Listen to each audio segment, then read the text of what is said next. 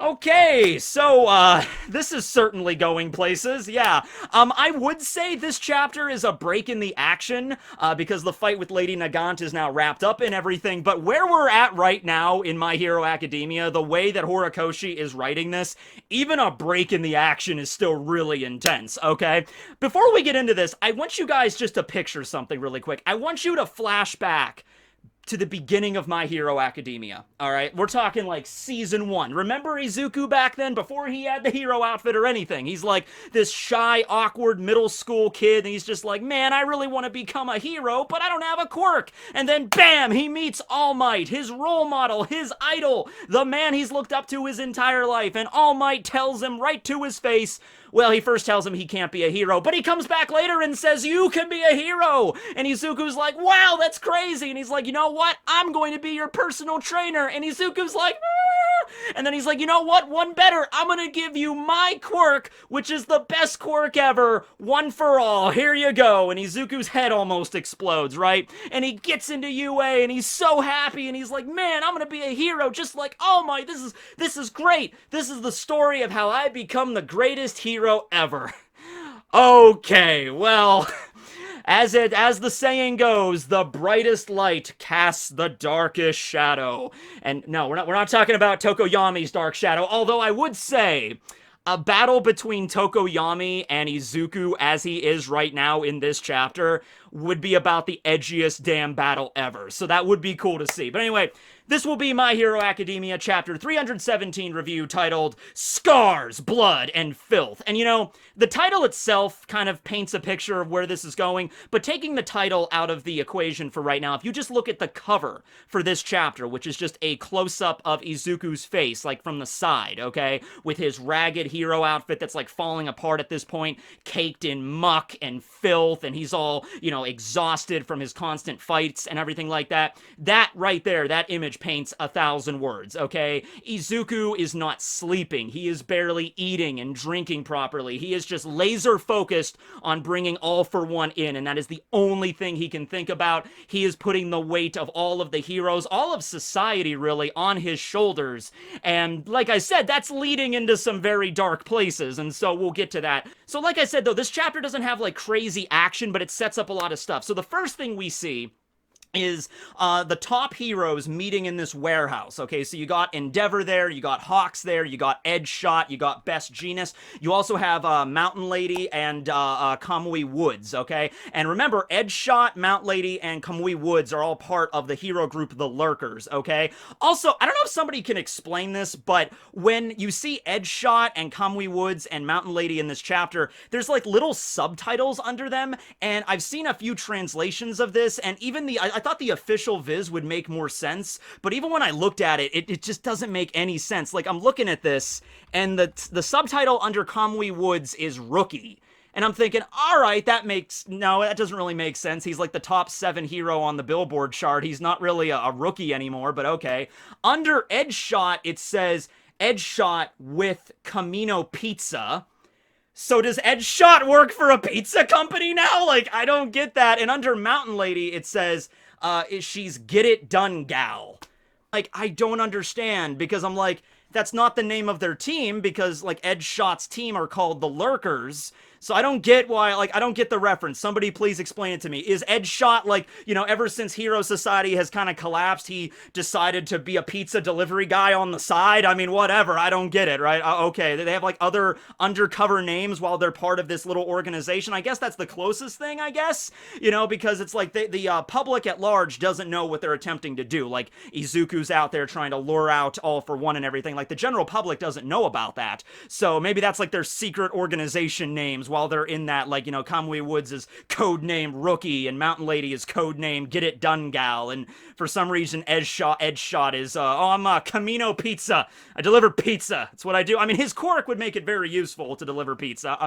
I'm confused. I don't know. Someone explain that. Anyway, they're there, and they're talking about Lady Nagant. They're saying that, okay, she's still in the hospital. She's at the same hospital where Izuku and everybody was treated, Central Hospital, which is like the best hospital in the entire country of Japan. She's in critical condition. They're surprised surprised that she's even still alive, because whatever All for One did to her, implanted some sort of like detonation quirk, but he could like remotely activate it or something. Or maybe if it was like she's about to like give any information out to the enemy, it would automatically self-destruct. So she's somehow still alive, okay? And the reason they hyposit why she's still alive is Kamui Woods is like, she's clinging on to life so that when she can get back to, proper conditions so she can speak, she can actually help us, okay? She's like clinging on to that concept of being a hero still because she met Izuku, and that kind of changed her perspective back to like, all right, well, maybe it is good to be on the side of the heroes, even though after everything they made me do, this would be maybe a sense of redemption for me. So that's why Lady Nagant is holding on as much as she is. I hope she survives. But the way this is going, we could cut back in a few chapters and be like, no, she just died. Like, she had critical surgery and she just died. We couldn't save her. And then that would be... I think that would be more impactful if she would have just, other than if she just died right there. Like, if she just blew up and she just died right there, like, that would have sucked. But how worse would it be if it's like, okay, she hung on for a few more days and she's like, I've got to tell them what I know. I have to get through this. And then she still died even after that. Like, that would really be a sense of like, wow, there is no hope around here. Like, Horikoshi really, throwing out that message, okay? So they talk about Lady Nagant. They also mention that basically what they're doing right now, sending Izuku out there, none of them like this. They don't want to be sending Izuku out there and burdening all this on himself, but that's the best option for them to do, really, because they're going to be sending out, All for One is going to be sending out more and more assassins targeting Izuku. We even see, we see actually 2 of them in this chapter, okay? One of them Izuku defeats very easily. The other, well, we'll get to him. He's a fan favorite. He's back, ladies and gentlemen. Okay, so they don't want this to be the case. They talk about a little bit how, the public at large is not stupid. They're beginning to piece all this together, okay? Like, the information that they received at the battle, at the hospital and everything like that, so the public knows, the term one for all is a big deal here, so they're trying to piece all this together. Eventually, somebody's gonna realize what this is all about, right? Now, they also bring up, why is not All for One just leaking to the public, who Izuku is, and what the nature of the quirk is? That All Might had this quirk that was passed through the users, and now Izuku Midoriya, this high school kid, technically a high school dropout right now, is the one that has the power. And they hyposit there that, like, well, since All for One has not done that yet, obviously that means it must not be in his best interest either. Because if the entire world found out about that, they would probably just take Izuku and lock him away somewhere. Alright, so it's kind of a it's sort of a race, if anything else. It's like, who's going to defeat who first? It's going to be Izuku that's going to win and the heroes, or it's going to be All for One, alright? But they both have to kind of attack full force. They can't really just, like, hang out in the sidelines and, like, hide away, and maybe the other side will lose interest or something. Like, this is a race to see what's going to happen here. And with All for One's body and Tomura's body, improving and constantly getting close to that 100%, this is a race against time as well, right? So they're talking about that. Endeavor gets a phone call from Shoto, gets a phone call from Todoroki, and remember, at the hospital, Todoroki was like, we're gonna defeat Toya together. We're gonna face off against Dabi together. And so Shoto is just like, hey, Dad, well, you said we're gonna go fight my brother. When's that happening? Are we still on for Saturday to go deal with Dabi? And he doesn't actually say that. He's just like, hey, pick up, Dad. We need to talk. And Endeavor's just like, I'm sorry, Shoto. I can't right now. This is not the time yet. You get the sense that Endeavor really doesn't want to put another one of his children in danger here. So whereas Shoto really wants to go with his dad and deal with Dabi, Endeavor probably is feeling that burden for himself, in more ways than one. He's just like, no, this is my mistake. This is my problem. I should be the one to have to deal with Dabi. I don't want to get any more of my children involved in this. But of course, we know Shoto is eventually going to show up and help out Endeavor. I could even see a scene where Endeavor, kind of like Izuku, goes out on a warpath on a hunt for Dabi. Specifically, he runs into him, Endeavor and Dabi get into a fight, and Endeavor, can't finish him off or whatever, like the memories are just too much, and Endeavor's about to go down. That's when, Shoto shows up and helps his dad, and they fight Dabi together. That might happen a little bit further down the line there. Something else that gets brought up that kind of also just makes the whole situation with the Hero Society and the collapse of that a lot more palpable is they mentioned that another hero retired, Death Arms. Now, Death Arms, he's been around since literally the beginning of My Hero Academia. He was the hero that responded to that sludge villain attack way at the beginning in the first episode, okay, and all that stuff, right? And so he was also the one that kind of he was the one, like, during the Liberation War, he kind of, like, approached Slide and Go and just like, hey, how you doing, man? We know who you're working for. And he kind of like was a really proactive hero in that regard. He seemed like a reliable sort of hero, very, very like high status and everything. Like he could get the job done, you know, that kind of guy. He's not like objectively the strongest hero or the smartest, but he's like a rock. You know what I mean? Like you can always rely on him to get the job done. And they make a point to say he has retired now. And we get this really heartbreaking, panel series, like a flashback, where Death Arms is slowly taking off his hero outfit and putting on civilian clothes in each panel. You know, in each panel, he's taking off more and more of his hero outfit, and he's talking about how he's just like, listen, I've tried my best, you know, and I always thought like that kind of stuff would never affect me, like the criticism in society. But the way he talks about it is like, I've been running around like crazy for the last few, weeks, ever since the war, ever since the collapse of Hero Society. I thought like I wouldn't be affected. I'd be able to still go out there and get the public's trust back up in heroes. Like the scenario for Death Arms is like, oh man, I just got back after like 36 hours of nonstop, fighting against villains and dealing with criminals and being a hero and trying to save the public. Surely that must get the public's hopes back up again, right? And as soon as he's done with all that, he's met with nothing but like criticism. And he's like, you suck, heroes, And the way he talks about it, he's just like, man, I know there's people out there that still support us. I know that it's not all hatred, but it's like, I'm out there doing all this stuff, and just that one negative comment is worth more than like 10 positive ones. It's just way too much for me. I'm just a guy. I'm just a man. All right. I'm not a hero, I guess. And so he puts on the civilian clothes, and we see the last panel in the flashback where he just walks away in the distance. Like, I just can't take it anymore. So it broke his will, and so the heroes like Ed Shot and Best Genius and Endeavor, they're sitting there like, if Death Arms was worn down by this, like any of us could be, and they're starting to think like where Hero Society is even heading right now. Okay. Also, side note, but Mountain Lady now has a scar on her face from the battle. I think it looks pretty cool, so that's just one random thing to mention.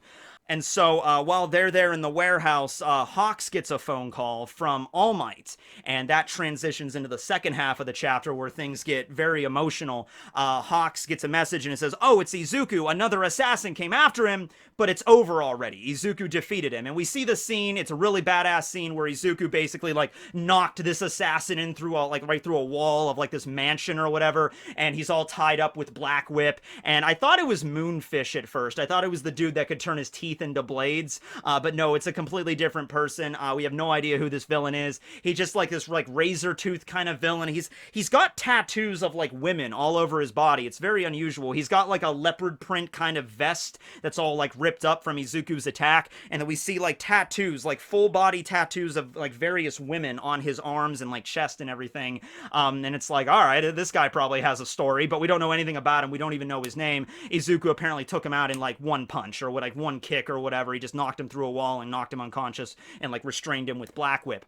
So Izuku he has his hood up, his cowl up and everything, and his hero outfit, like the chapter title suggests, is just caked in blood and mud and filth. And he just walks away and he runs out of the building. And he's like, okay, careful, All Might, because he might explode too, just like Lady Nagant. We don't know. He didn't have any intel on All for One, so we got to keep moving.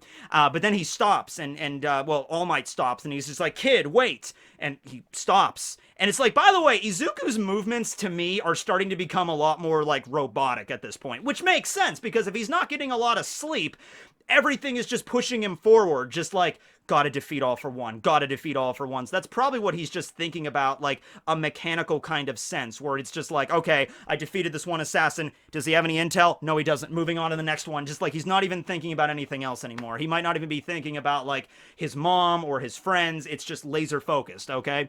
And so All Might tells him like, hey, stop. You need to eat. You haven't eaten in forever. And then he kind of like stops. But then he turns to All Might, and he's just like, All Might, you don't need to follow me around anymore. In fact, you shouldn't follow me around anymore. I'm already capable of doing what you can do at 100%, or what you could do when you were at 100%. With his Fa Jin, the third's quirk, with the repeating movements and kinetic energy. He's like, I'm already capable of doing what you can do at 100%. So you don't need to follow me around anymore. And Izuku just leaves All Might, just kind of abandons him. Like, All Might's like in mid-sentence trying to be like, kid, but wait, you have to stay. And Izuku just jumps away, just leaving All Might behind. And I want you to once again imagine this was the guy that was Izuku's role model. Right? When Izuku was a kid, I imagine he was writing like fan fiction about like, wow, me and All Might are going to go on adventures when I become a hero. I guarantee you that's what he did, right? He's just like, oh yeah, it's going to be me and All Might. I'm going to be his sidekick and we're going to work together. We're going to defeat the villains. And now we get to this point where it's only been, I want you to imagine also, it's only been a year roughly since Izuku joined UA. So a year ago, it was like Izuku being trained by All Might, and that moment on the beach when he was like so happy he finally trained his body and he cleared all of the junk and he gets one for all and he gets it and he's just like so happy and he goes to the entrance exam. That was only about a year ago. And now we cut to where we are right now with Izuku caked in blood and filth, just abandoning his master. Now he's not mean to All Might. He's not like, All Might, just get the hell out of here. I don't want you. And well, he kind of does say that, but he's just like, listen, I want you to leave because you can't be following me around. I don't need you to follow me around anymore. I can take all of this myself. I don't need you to support me. I got all of it. And of course, that's because All Might doesn't have a quirk anymore, so he can't fight, so he's just a liability. But it's really heartbreaking for All Might because All Might flashes back to the promise he made with Izuku's mom and how I'm going to watch over you and how I need to stay alive to protect you. And you know what? I'll tell you something. There was that one moment back at Kamino where it looked like All Might was gonna die. And a lot of people, even after that happened, like All Might, if he would have died there, that would have been a good moment for it to happen, right? And for Izuku to move forward. Because, he that was the last bit of his strength. He didn't have anything left after Kamino. And so now he's gone, and now it's up to Izuku to continue the legacy, all right? I'm glad Horikoshi didn't kill All Might at that point. I don't know if that was a situation where Horikoshi seriously thought about it, like maybe I should kill him here, or not. But I'm glad he did not do that. All right, so we had so many arcs with him being the mentor, the teacher to Izuku, kind of leading up to this moment where Izuku says, I don't need your help anymore. I'm capable of doing everything you were capable of doing, and just leaves him. Okay, and it's this really sad scene where All Might trips in the mud, and the boxed lunch that he brought for Izuku, that All Might's been preparing all these boxed lunches. He's like, I gotta make sure, young Midoriya has his strength up, and so he made this lunch, and he's like, you need to eat, and Izuku's like, I don't need you around, and just leaves, and then he just trips, and the lunch goes all over the place, and All Might's just on the ground, crying, basically, like, what am I supposed to do now? This isn't supposed to be the way it was supposed to go. I was supposed to help you. This was my battle. And also, remember what All For One told Izuku directly through the video message last chapter. It's like, I am not interested in All Might anymore. I am interested in you, Izuku. And so I think Izuku also took that personally, like, okay, this is how he wants it. He wants it a one-on-one fight. I'll give him the one-on-one fight. Bring it, you son of a bitch. That's how Izuku is viewing it right now in this very robotic way. And he's like, All Might, I don't need you. And he leaves. Okay? And so that is... And also, Izuku does have his hood up, so you can't really see his facial expressions, and Horikoshi's doing a great job of depicting just his eyes, and his eyes are kind of similar to All Might's eyes in his weakened state, where you just see, like, the iris, basically, but it looks like Izuku is straight up evil. I mean, he isn't, but it looks like he is. It looks like the stare. It's like an emotionless stare, basically. It's not this heartfelt thing of just like, All Might, look, I know you want to help me, but you can leave. I got this. It's nothing like that. It's basically like, All Might, you don't need to be here anymore. I'm capable of doing this on my own. And then he just leaves. And I think that's the thing that breaks All Might's heart. Okay? So he falls to the ground and he's crying. And then as Izuku leaves, we cut over to a a building in front of All Might, and behind the corner, listening to that whole conversation, right next to where All Might is right now, is Stain. Yeah. And there's one more scene of the chapter, so I'll cover that and I'll get back to Stain. But the last scene of the chapter is just a bunch of people, kind of the murmurings of the public saying, hey, did you hear about that that hero that's going around and defeating all the villains? He's like, yeah, but he doesn't even look like a hero. He's just, covered in these ragged, clothes, and he's just covered in mud and blood to cover up all the scars that he's had all over his battles. It's like a rumor. And the craziest thing is, he doesn't even look like a hero. He looks like a villain. No, scratch that. He looks like a demon villain straight from hell. And the last scene of the chapter is Izuku walking alongside. I don't know if he's like on top of a building or like on a sidewalk, like raised up or whatever. He's walking down the street, and his whole body, just like the clothing just, coming off of him, very much similar to Stain's outfit. So this is genius. This is great, because maybe you might be thinking like, oh no, Stain's gonna show up and like assassinate All Might, and then Izuku's gonna have to come back and fight him. No. This is gonna be a moment where Stain and Izuku might actually have a talk. And the weirdest thing, the one that might set Izuku back on the right track, back to actually getting some of his humanity back, maybe a little bit, might very well be Stain. Allow me to explain. Stain is a very interesting character in My Hero Academia. I have not made a video about him yet. I don't think I did, but this would actually be the perfect time to make one because, yeah, this is very interesting, okay? So Stain, he is a villain. He goes around murdering heroes. He is a villain, but Stain himself would not consider himself a villain, all right? Or rather, he would view himself like, I am a necessary evil that exists in the world, right? He actually was a vigilante back in My Hero Vigilantes. If you want an interesting little prequel on Stain's character, go read Vigilantes. It's pretty good, and it is canon. So, anyway, yeah, Stain views himself as a necessary evil that is around, that solely exists, really, to take heroes and put them on the right path. Okay, the only hero, I guess not the only hero, because he saw a little bit of it in Izuku as well, but his hero that he idolizes more than anybody else is All Might, all right? He puts All Might on a pedestal as, this is the iconic hero. This is what it means to be a hero, all right? Not doing it for money, not doing it for fame. Out there every single day in the thick of it, in the world, to protect people simply because it is the right thing to do. It is good.